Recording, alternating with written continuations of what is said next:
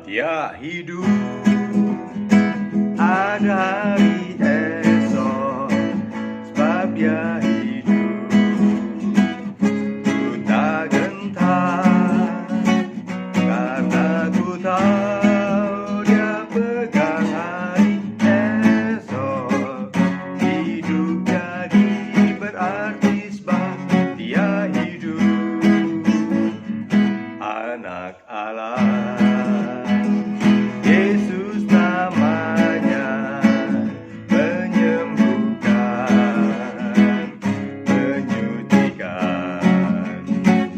Dia telah mati, tebus dosaku, kubur kosong membuktikan dia hidup.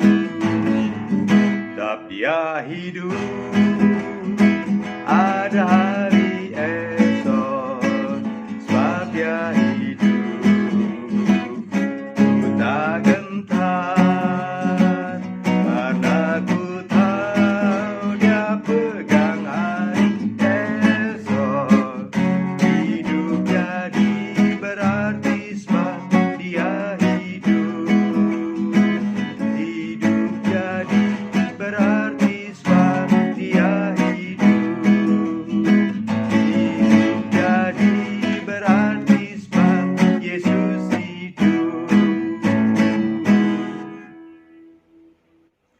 Sebelum kita mendengarkan firman pada hari ini, mari kita satukan hati, kita berdoa, kita minta pimpinan Tuhan.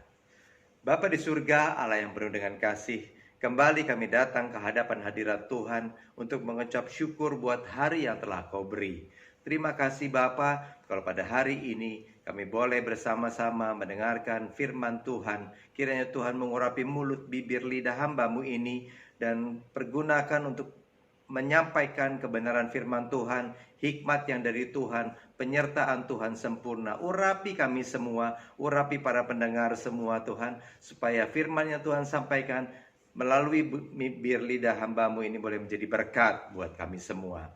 Terima kasih Bapa, kami halau segala kuasa-kuasa kegelapan yang mencoba menghalangi pemberitaan firman Tuhan pada hari ini, di dalam nama Tuhan Yesus Kristus. Terima kasih Bapa, kami naikkan segala doa puji syukur ini hanya di dalam nama Bapa, Putra dan Roh Kudus, di dalam nama Tuhan Yesus Kristus. Haleluya. Amin. Shalom Bapak Ibu Saudara yang dikasihi oleh Tuhan. Memasuki minggu keempat, di mana sesuai dengan anjuran pemerintah, kita semua beribadah di tempat kediaman kita masing-masing. Dan rupanya wabah COVID-19 ini masih belum dapat teratasi secara menyeluruh. Masih banyak korban yang berjatuhan. Dan sepertinya juga kebersihan, udara panas, kehati-hatian, tidak semuanya dapat menahan orang terimbas COVID-19 ini. Tenaga medis sekalipun, para perawat, banyak mereka yang berguguran. Bahkan hamba-hamba Tuhan yang hidupnya sangat dekat dengan Tuhan, kita percaya ada juga yang meninggal karena COVID-19 ini. Tapi jangan terburu-buru kita menghakimi mereka, karena semuanya ini ada di dalam kedaulatan Tuhan. Dan saya yakin Tuhan sedang berbicara kepada manusia. Jangan sekali-kali melupakan aku, kata Tuhan. Dalam setiap rencana, dalam setiap rancangan, dalam setiap apapun yang kita pikirkan untuk masa ke depan, Tuhan ingin kita semua kembali kepadanya. Tuhan ingin kita semua bersama-sama mendahulukan Tuhan di dalam segala hal, mengandalkan Tuhan di dalam segala hal, seperti yang sudah saya sampaikan di khotbah-khotbah sebelumnya. Mungkin sudah terlalu banyak orang-orang yang begitu mengandalkan manusia, lebih mengandalkan hamba-hamba Tuhan. Maaf saya bicara. Tuhan tidak mau itu terjadi Bapak Ibu Saudara. Saat ini Tuhan sedang berbicara bahwa akulah yang memiliki bumi ini. Akulah yang memiliki semuanya. Mari sebelum semuanya terlambat, kita kembali mendekat kepada Tuhan, Sang Pencipta kita. Izinkan Dia menggenapi semua rencananya di dalam kehidupan kita. Dan semuanya ini pasti untuk kebaikan kita. Perbaiki hubungan kita dengan Tuhan. Kembali kepada kasih yang mula-mula di mana banyak orang sudah mulai meninggalkan itu. Naikkan pujian penyembahan yang sungguh-sungguh kepadanya. Sampai engkau dilawat Tuhan. Sampai engkau mengalami Tuhan. Bahkan sampai engkau dapat merasakan hadirat Tuhan yang sungguh-sungguh dalam hidupmu. Bagaimana engkau dapat merasakan hadirat Tuhan? Tidak ada lain kecuali sungguh-sungguh fokus dalam Tuhan. Saat memuji menyembah Tuhan, rasakan benar-benar hadirat Tuhan dan Tuhan hadir dalam hidupmu. Mungkin Bapak Ibu Saudara sedang mengalami tekanan ekonomi yang sangat kuat. Berkurangnya pemasukan atau bahkan sama sekali tidak ada pemasukan. Cicilan yang tidak dapat dilunasi. Ditambah lagi dengan PSBB, yaitu pembatasan sosial berskala besar. Yang saya percaya ada banyak mereka yang semakin terdampak oleh peraturan yang berlaku. Tapi Bapak Ibu Saudara, saya mau katakan satu hal. Ambil kesempatan ini sebaik-baiknya. Saat kita memang tidak diizinkan untuk banyak beraktivitas di luar. Ambil kesempatan ini untuk bersekutu dengan Tuhan. Jangan sampai rasa takut, rasa khawatir itu melebihi daripada iman kita kepada Tuhan. Amsal 24 ayat 10 dikatakan, jika engkau tawar hati pada masa kesesakan, kecillah kekuatanmu. Bapak Ibu Saudara yang dikasihi oleh Tuhan, ini juga berlaku buat mereka yang sakit, mereka yang sedang tidak berdaya. Jangan pernah menyerah, jangan putus asa, terus berharap sama Tuhan. Saya sedih Bapak Ibu, ada beberapa teman saya yang tidak dapat survive waktu dia kena COVID-19. Tapi di sisi lain, saya juga dihiburkan oleh karena ada beberapa teman juga yang terdampak COVID-19 dan akhirnya mereka survive, mereka dipulihkan, mereka disembuhkan. Ada satu orang bercerita kepada saya, waktu dia harus diisolasi di Wisma Atlet, dia bersama dengan 2 rekannya. 3 hari kemudian 2 rekannya meninggal.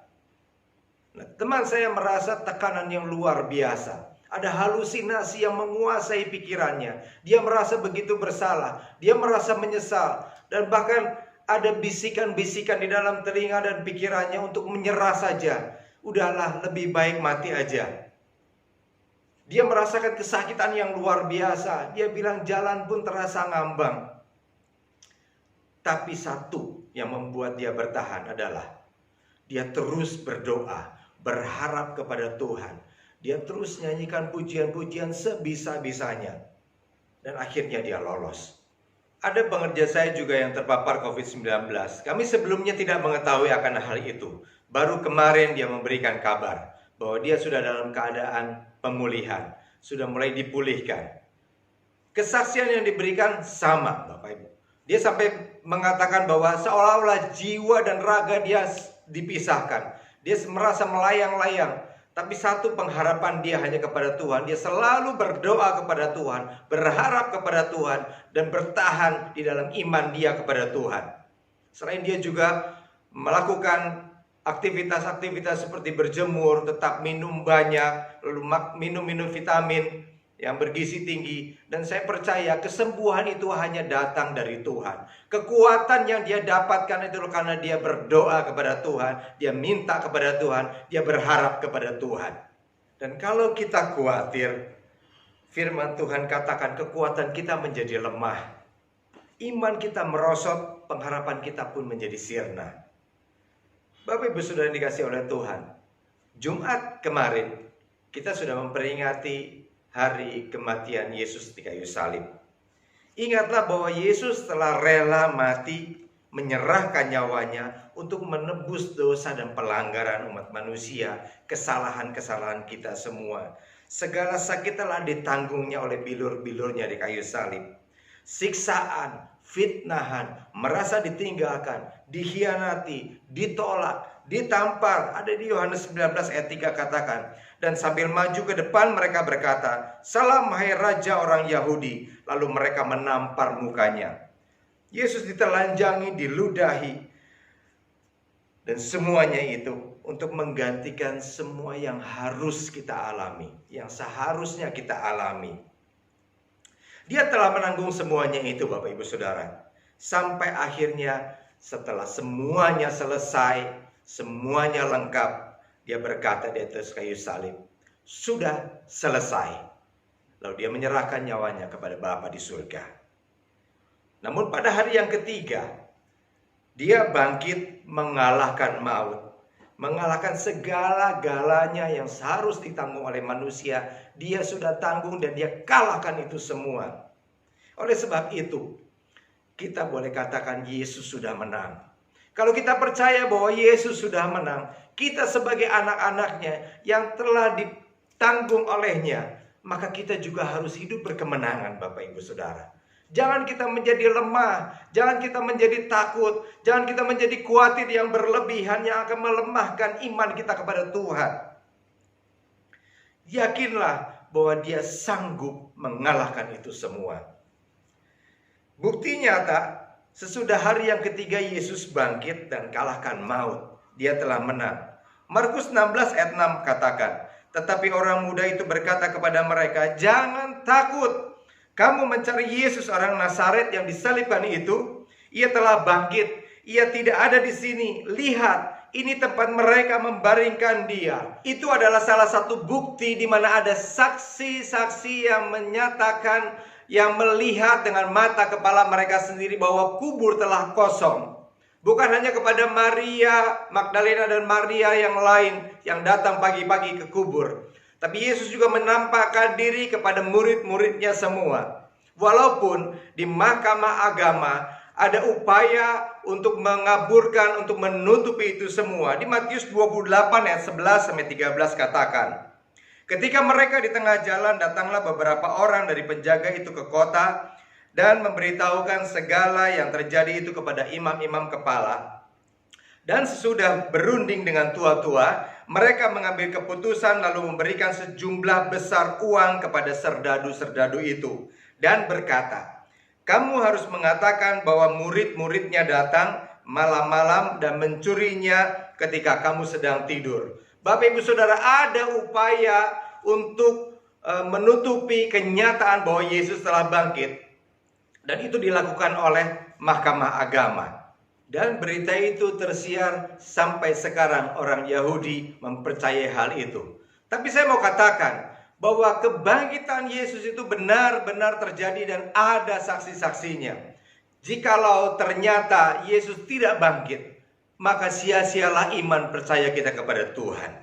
Namun tidak hanya berhenti sampai di situ, Bapak Ibu Saudara. Tidak hanya kita cukup mempercayai bahwa Yesus bangkit dari antara orang mati, naik ke surga, duduk di sebelah kanan Allah Bapa di surga.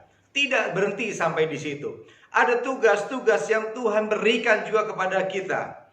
Lukas 24 ayat 46 sampai 47 katakan, katanya kepada mereka, ada tertulis demikian, Mesias harus menderita dan bangkit dari antara orang mati pada hari yang ketiga. Dan lagi, dalam namanya berita tentang pertobatan dan pengampunan dosa harus disampaikan kepada segala bangsa mulai dari Yerusalem.